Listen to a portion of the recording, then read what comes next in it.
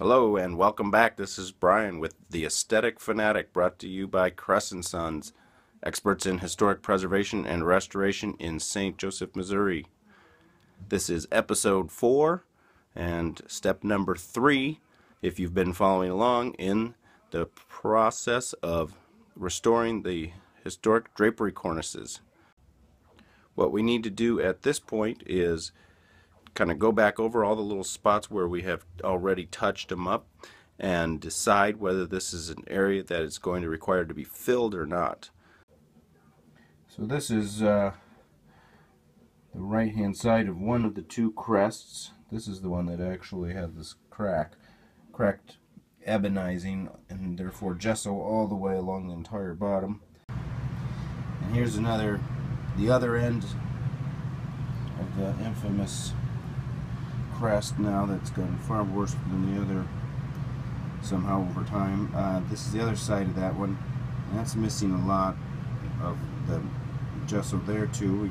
We are the ones who painted in that white to touch that all up with the gesso paint, if you remember. But at this point we were deciding whether we were going to fill it or not, and I think it's probably enough missing there that we might want to fill that to really hide the repair as best we possibly can. Now here's the other spot. This is on the left hand side of one of the actual cornices, and that was that big section of gesso that had chipped away. That's not the worst looking place. I think we could probably touch that up with gold and it would look okay, but for the sake of this video we're going to go ahead and make a stab at making that look a little bit better too. So we're going to fix that section there. Alright, here's the spackling we're going to use. This is just DAP Quick Shot high performance spackling paste. Nothing too fancy about it. If you're familiar with spackling, it's pretty handy stuff. Shrinks a little bit when it dries, and that's kind of a pain because then you got to go back and deal with it after the fact, but it does cover very well, so that's what we need. We're gonna use that little bit of spackling right there to start to make this repair right here.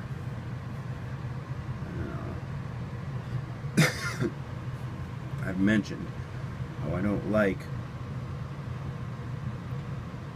spackling any more than necessary, and this is exactly why, because it's just so touchy. And so that's a little chunk of it we put on there, and probably needs a little bit on its top too.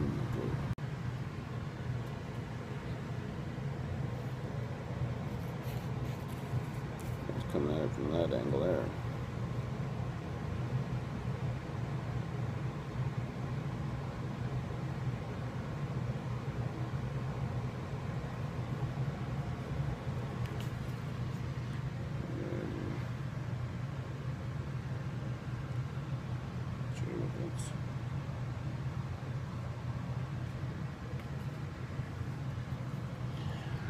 That's how you do it. You want to clean your knife a lot. Keep your putty knife free of any excess. Then you can also kind of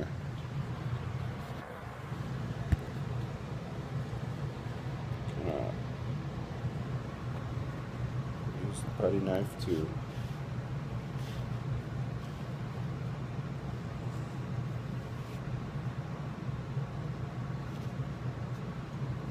That's pretty good. I'm not going to mess with that one much more. There. Kind of lance it.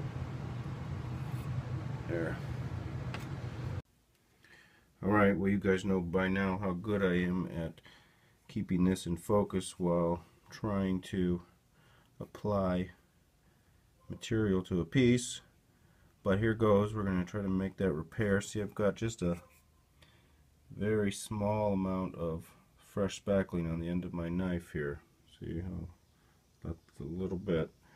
And we're going to take that and turn it on upside down here and just start to start on this edge. I'm going to apply it and kind of slide it across to give it a little build. See there? That's what we're starting with. Before we start to form it, we got to get it in place. Same thing.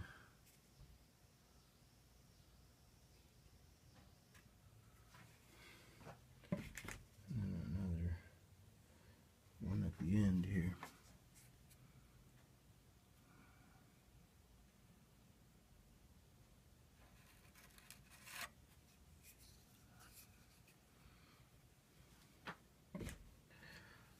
You can sand this, and you'll probably end up having to sand it at some point, but I'm going to try to take my knife and on the edge of this, clean it up real good.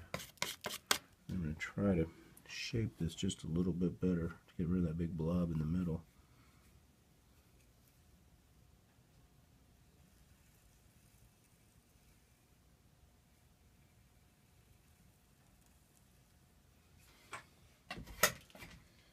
Try to run this knife along this edge here to collect some of the excess.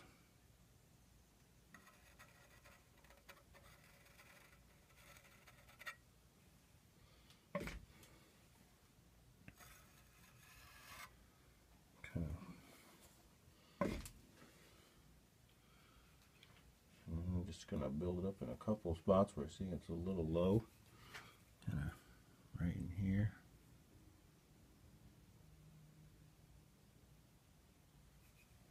I don't get too much in there. Clearly that's way too much. And I'll lance it though. Right up there, so there it is. I get the top pretty well.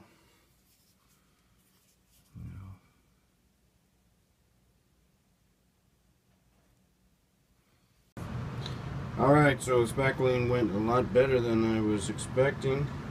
I ended up spackling that entire crack along the bottom of that crest, as well as where I said I was going to spackle it up in this area. Some of this might need a second visit where I've filled it. It does shrink, as I mentioned earlier, and in that case we may have to go back in and add a little bit more spackling. There's another spackling repair there that needs just a little bit of touch up before it's smooth and ready. And of course, that's the big repair we did there. I ended up filling up every one of those little cracks with spackling along the top too, because it was going so well for me. I decided to stick with it. So for the sake of this video, at least, we went over and above. Well, folks, that's it for this episode of Aesthetic Fanatic. Keep in